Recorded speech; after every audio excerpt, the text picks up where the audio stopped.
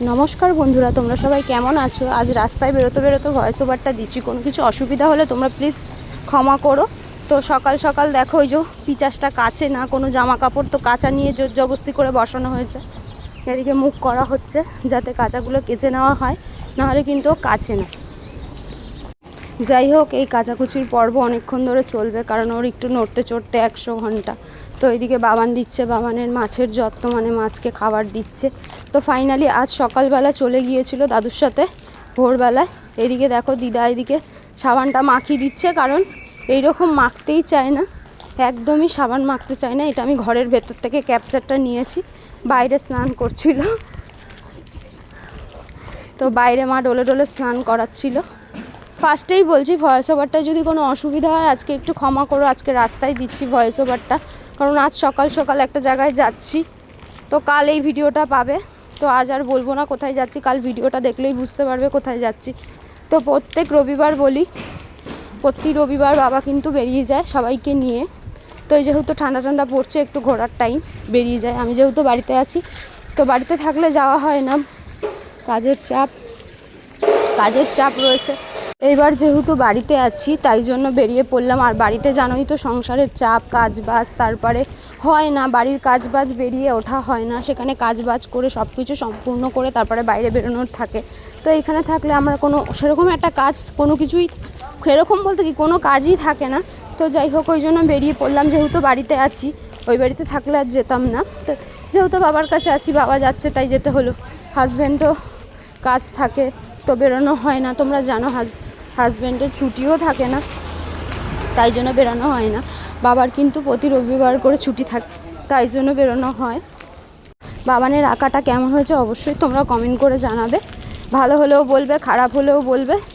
এদিকে মাছি জ্ঞান দিচ্ছে, বজর বজর করছে, বাবান এদিকে আঁকা করছে। প্রতি শনিবার স্যাটারডে বাবানের আঁকা থাকে, তো তোমরা সবাই জানো। তো অবভিয়াসলি বাবাই দিয়ে আসে, বাবাই আবার নিয়ে আসে, আবার কোনো কোনো সময় আমরাও দিয়ে আসি, আমরাও নিয়ে আসি। যখন যেখানে থাকে তখন সেখানেই অল্টারনেট করা হয়। এই আঁকাটা কেমন হয়েছে বলবে। তো এটা দিওয়ালি স্পেশাল আঁকা। তো বাড়িতে কি কি রান্না হয়েছে তোমরা দেখেছো। রাইস হয়েছিল, আলুর দম হয়েছিল, আর ফুলকপি আলুর তরকারিটা আমি করেছিলাম। তো তোমাদের আগেই বলেছি যে মা উঠতে উঠতে, আমার ওঠার আগেই মার সব রান্নাবাড়ি হয়ে গেছে, কমপ্লিট হয়ে গেছে। তো তাই জন্য আমি করতে পারিনি, তারপরে শুধু তরকারিটা রেখে দিয়েছিলো, সেটাই আমি বানিয়েছিলাম। তো এই যে দেখো, ফুল অ্যান্ড ফাইনাল আঁকাটা কিন্তু আন্টির কাছেও এঁকে এসছে, বাড়িতেও ওইটা প্র্যাকটিস করে। মানে ওখানে কিন্তু ওকে ধরে দিয়ে দেওয়া হয়, ও নিজে নিজেই ওইটা আঁকে। বাড়িতেও তাই সেম প্রসেসে চলে, বাড়িতেও আঁকাটা ও নিজেই আঁকে, তারপরে রং করে ফাইনালি গিয়ে আন্টিকে দেখায়। যাই হোক, সন্ধ্যাবেলায় বাবান দেখো বায়না করেছিল বলে দুধ চাটা দেওয়া হয়েছিল, না হলে কিন্তু ওকে দুধ চা দিই না, তোমরা জানো। তো আমি খাইনি, কিন্তু এখানে আগেই বলছি আমার এখানে ছিল না, মার ছিল, প্রেয়াংশুর ছিল, আর মাছির ছিল। আমি কিন্তু খাইনি চা, আমি খেয়েছিলাম চিড়ে ভাজা। তোমাদের দেখিয়ে দেবো, ওই শনিবার দিন মন্দিরে যাওয়ার থাকে, তো মাছির হাতে দিয়ে দিলাম। তো এই যে আমার বেস্ট খাবার এইটা, চিড়ে ভাজা নিয়ে বসে গেছি। তো যাই হোক, যেটা বলছিলাম, শনিবার দিন আমি প্রতি শনিবার যাই মন্দিরে, তো আমি যেতে পারিনি বলে মাছির হাত দিয়ে পয়সা দিয়ে বাবার কাছে বলে দিতে বলেছিলাম।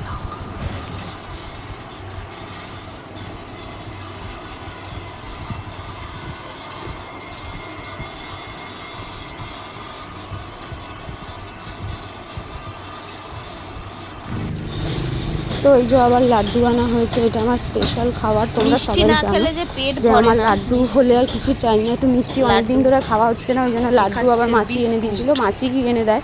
তো মাছিকে সেদিন নিয়ে গেছিলাম, তোমরা ভাবছো দোকানটা দেখানোর জন্য নিয়ে গেছিলাম, ও কিন্তু কিছু পারে না, ওকে যদি না দেখিয়ে দেওয়া হয়। এদিকে মা নিয়ে বসে পড়েছে, যাই হোক মা নিয়ে বসে গেছিল, মা এদিকে নিয়ে বসে গেছিলো।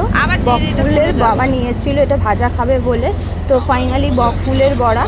তো আমি কিন্তু আগেই বলছি রাস্তায় ভয়েস ওভারটা দিচ্ছি, কোনো কিছু ভুল ত্রুটি হলে ক্ষমা করবে। তো এইদিকে দেখো বকফুলের বড়া নিয়ে বসে গেছে, তো মা আসার সঙ্গে সঙ্গে নিয়ে বসে গেল, আর 5 মিনিটও লাগবে, তার ভাজতে দেখিয়ে দিল কীভাবে ছাড়াতে হয়। তো এইদিকে দেখো আরেকজন বসে রয়েছে, তো ওইটা বাবা আবার নিয়ে আসলো মিষ্টির দোকান থেকে মুড়ি আর চানাচুর বাবা নিয়ে এসেছিল, মিষ্টির দোকানে ছিল।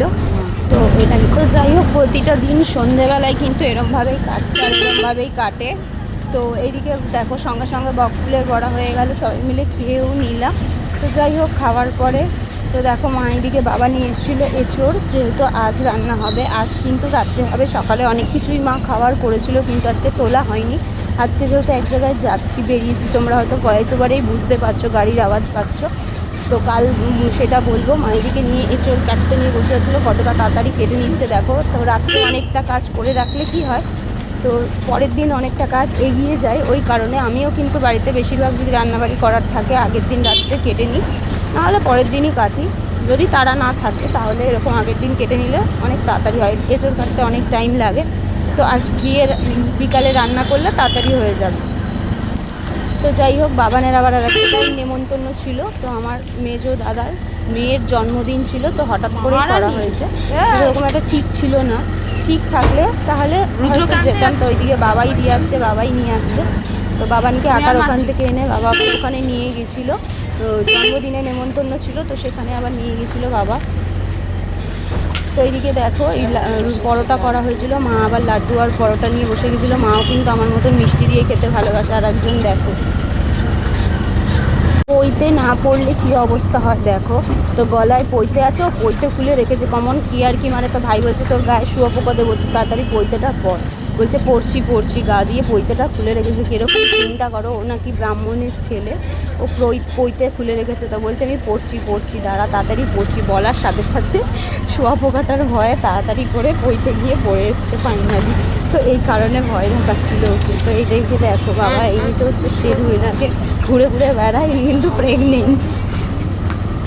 আগেই বলছি ইনি প্রেগনেন্ট। তো যদি হয় বেবি তাহলে তোমাদের সাথে অবশ্যই শেয়ার করবো, যদি বাড়িতে দেয়। তো এদের তো ঠিক ঠিকানা থাকে না, যদি দেয় তাহলে বলবো।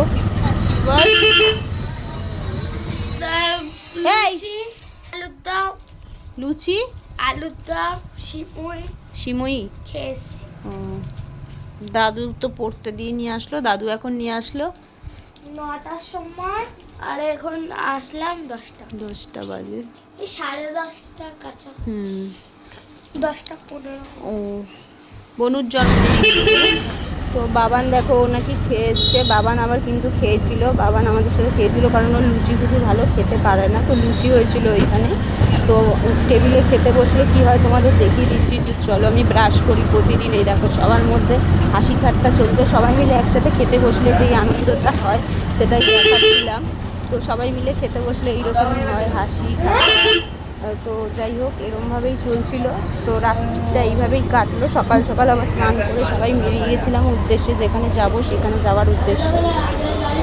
তো যাই হোক এটা প্রতিদিনের কথা, এটা প্রতিদিনই এইরকম হয়, খেতে বসে সব খুনসুটি হাসি ঠাট্টা সব কিছুই চলতে থাকে।